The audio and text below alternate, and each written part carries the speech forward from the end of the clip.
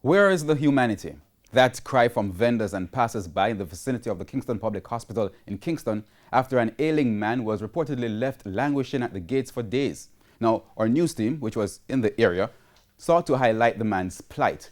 That's when he got some help. We must warn you that the images in this report may be offensive to some, and so viewer discretion is strongly advised.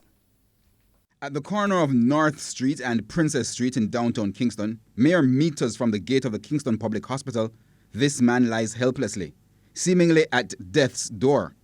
He is so close to medical care and yet, apparently, so far. Boy, this is not Jamaica, this. I know our Jamaica where we love. Stephen Johnson is one of many persons in the area outraged at the fact that such suffering can be happening in plain sight.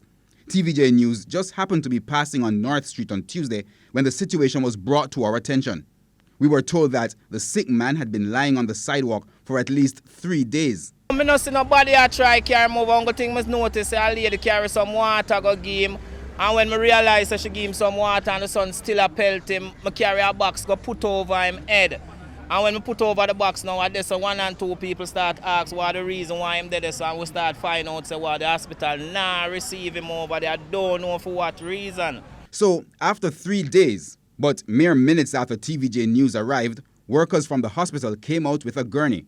Members of the public also offered assistance, but they were still upset. The man they ride on the sidewalk to the hospital there, and when me run round and see the media van pass and show them over there where the man there and them start view it now. Everybody run out and take up the man. So why I never take up from day one? I'm not like see things like that. It make me feel bad. I have family. I could have one of my relative I don't know. So I just me that overall. So why did it take that long? We put that question to Senior Medical Officer at KPH, Dr. Natalie Wiley, who said the hospital only became aware of the man that morning and immediately took him to the hospital's emergency room. She notes that it's not uncommon for homeless people to take refuge at the hospital's gate. But the persons on the outside who are homeless would not be the responsibility of the hospital.